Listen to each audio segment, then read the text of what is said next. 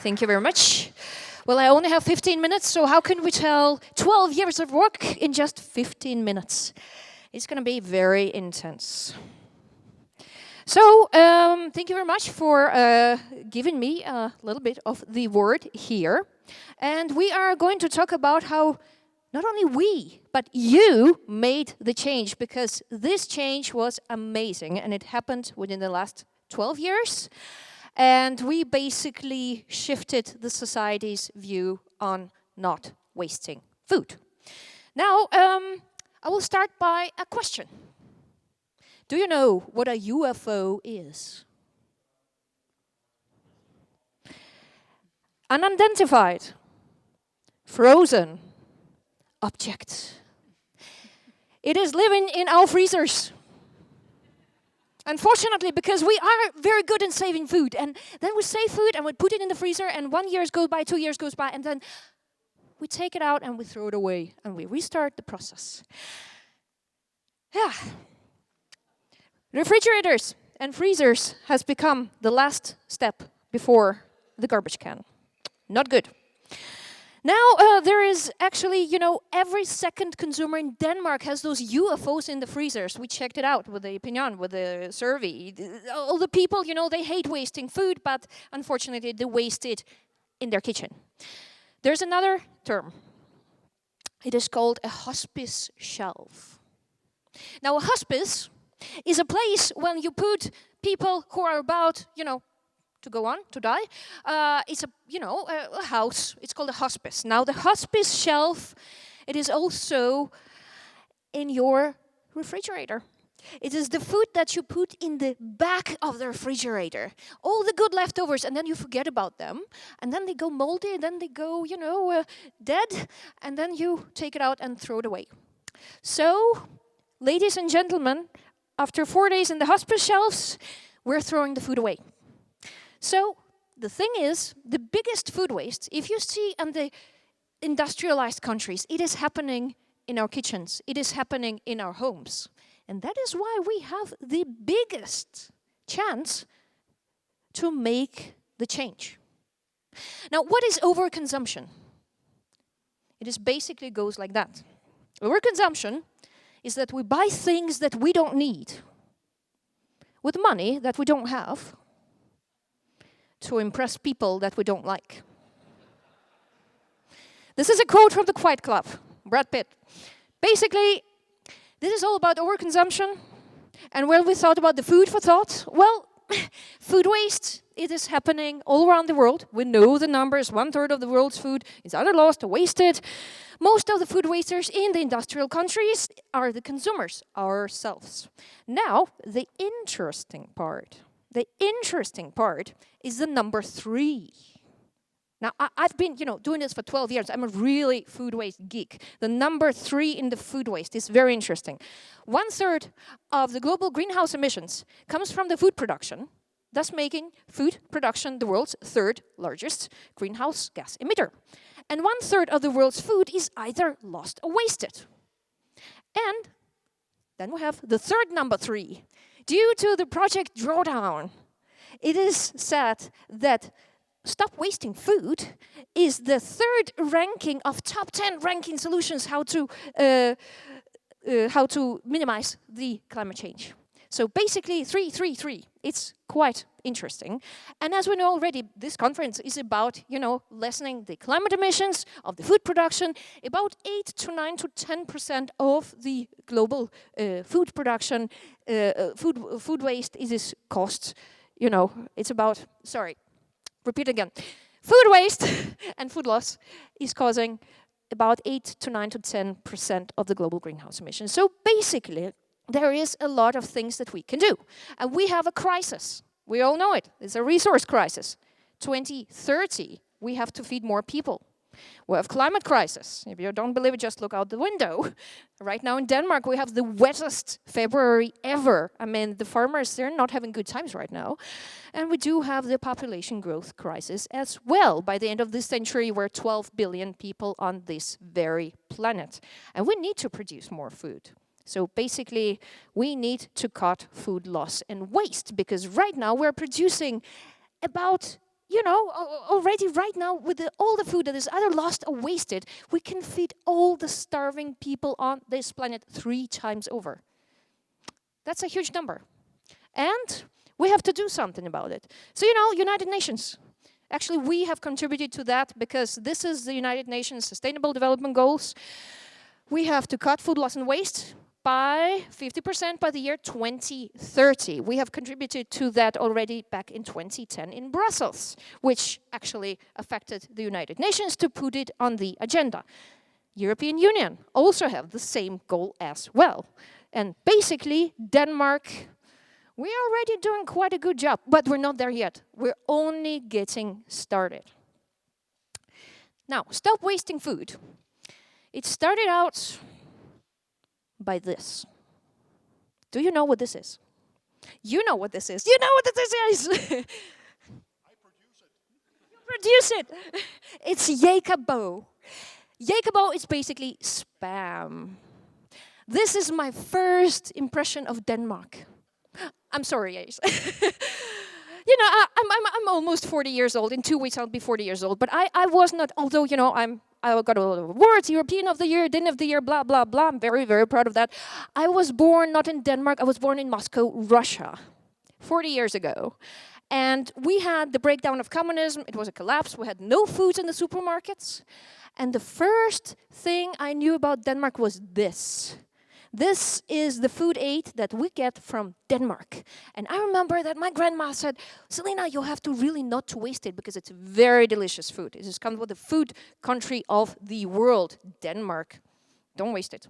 So yeah, this is my, basically, I'm just a girl from Russia who came to Denmark, immigrated, and started, to notice that people wasted food. So how did I get from this to this? Do you know what this is? This, my ladies and gentlemen, is the Vatican. I was invited to speak at the Vatican this November and also to participate in a book that will be published by the Vatican about recommendations to stop wasting food. This is quite huge. So His Holiness Pope Francis is actually starting to focus on stop wasting food. It's amazing. So it's up there. It's upstairs. So we need really to see how did we get there? How did we create this movement? Now it's going to get really intense because there are lots of slides. Basically, the recent estimate is showing that the Danish consumers, and they are the ones that are the biggest food wasters in Denmark, the Danish consumers reduced food waste by 14,000 tons in 6 years. It's pretty good. We are on a very, very good way, but we're not there yet. Stop wasting food. What we did? Well, the last 12 years, we're basically initiated about 200 projects. We're working with a lot of organizations, many of you here, of course, Danish Food and Agriculture Councils, Danish Industry, FAO, World Resource Institute, everybody who's working on food waste, we are actually either working with them or in dialogue with them. We are not the one who's pointing fingers, we're the one to putting up the collaboration instead of pointing fingers. We generate positive approach because negative approach, it doesn't work. If you want to change the system, if you want to change the people, if you want to empower the people, you shouldn't go around and point fingers. You should empower people to make action. Basically, we did a lot of empowering. This is just, a small picture to show that the consumers are starting to focus on food waste, the industry is starting to focus on food waste, and the supermarkets are also starting to focus on food waste. This is actually has becoming a competition parameter to stop wasting food. They're now competing about that. Can you imagine that? I mean, they're not there yet, they're still wasting food, but they are really starting to waste less, which is quite positive. Now, this little example is the ugly vegetables. And this is, we do a lot of partnerships with the business. We are an NGO, but we do a lot of partnerships with huge businesses. This is the largest producer of tomatoes in Denmark. They always had those ugly tomatoes, wonky vegetables, wonky cucumbers, and they said, Selina, can you please help us, putting that on the market? And you have to remember that, I have about 100,000 followers on combined social media. It's a lot. So, if I put something out, it goes like boom. So basically I said, yeah, let's do that. In 2 years. In 2 years, we put this on the market with Selling Group, with Rema 1000, with Bilka, with Fairtex, all the supermarkets in Denmark who are really, into the stop wasting food. In 2 years, there's been sold 370 tons of ugly vegetables. People love them. They love them so much that it's sold out. And then we introduced the ugly tomato ketchup. It's the tomato ketchup made with ugly surplus tomatoes. I mean, come on, it's tomato ketchup. It doesn't matter if it's ugly or not ugly. So basically, it is so popular right now. So I took a lot of meetings last week and 2 weeks ago and 3 weeks ago. And I have right now in collaboration with a lot of businesses in Denmark who already says, we want that.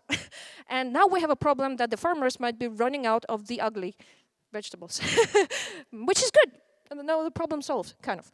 No, still, we collaborate with restaurants. We put out doggy bags on the in the restaurants. We have a ReFood label, which is a label for the sustainable restaurants. We do education campaigns in schools, charity work. Also, you already heard that a lot of surplus food here from this conference will go to the Stop Waste locally.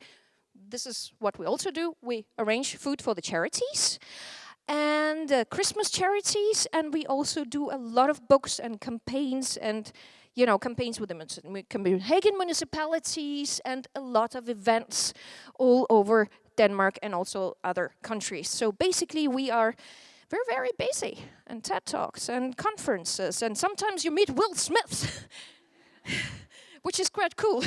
So both Sir Richard Branson and Will Smith, and you stand on the conference like this in Helsinki, and they're like 7,500 people.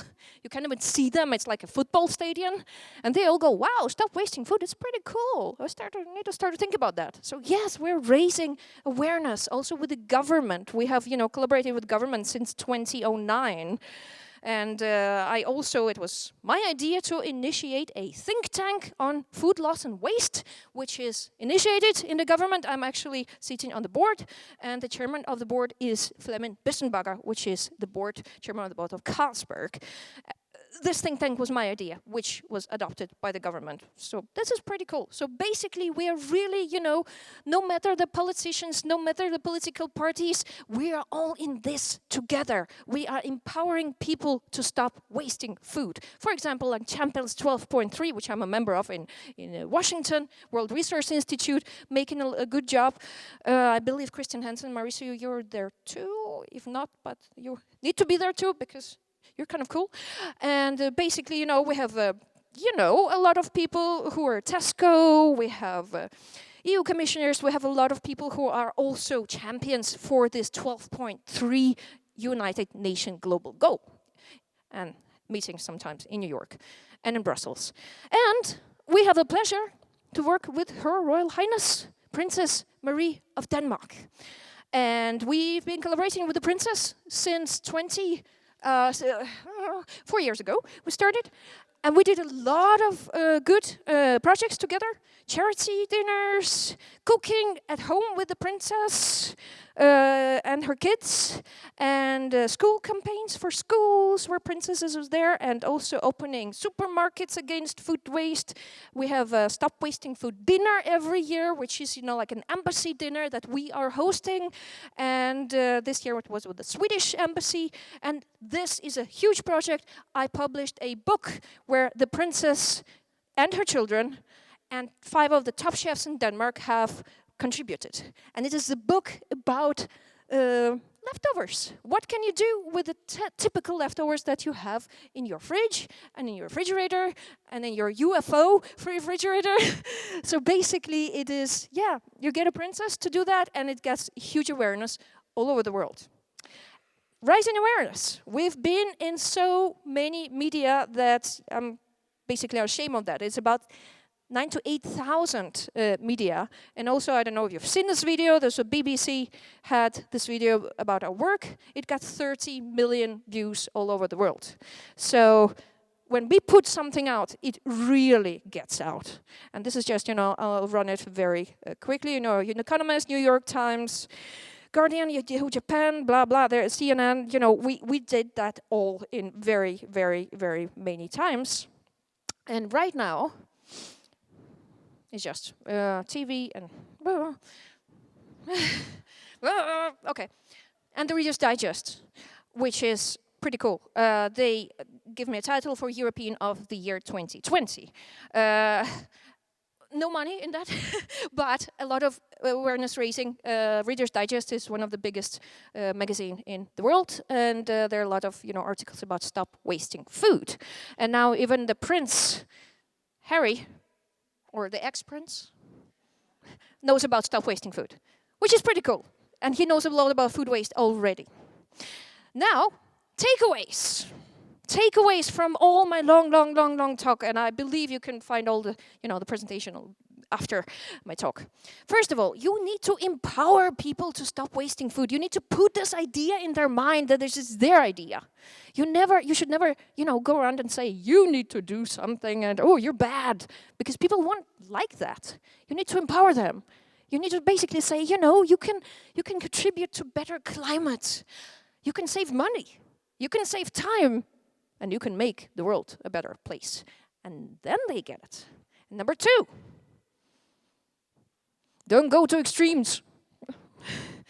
With all the respect, if we went to extremes, we will never, ever, ever be today collaborating with the Vatican or the princess or many of you here, because we're not extreme.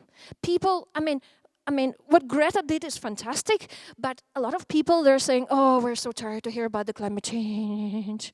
And this is, it's very important. If you want to change the mentality, you should not go to extremes. You should get it gradually, because extremes are never too good. And the third one, don't be a food waste police, which basically means that we shouldn't be climate police, we shouldn't be food police, and we should definitely not be a food waste police. We should empower people. Yes, there's a crisis, of course. Look out the window. Yes, we're scared. I'm scared. We're all scared. But we need to get our thing together and said, okay, we need to find solutions. And solutions are not being extreme, not being some police. Solutions, it is in a positive approach and a positive change. And if we can be the change we want to see in the world, everybody can be the change. And that is why we're only getting started. Thank you.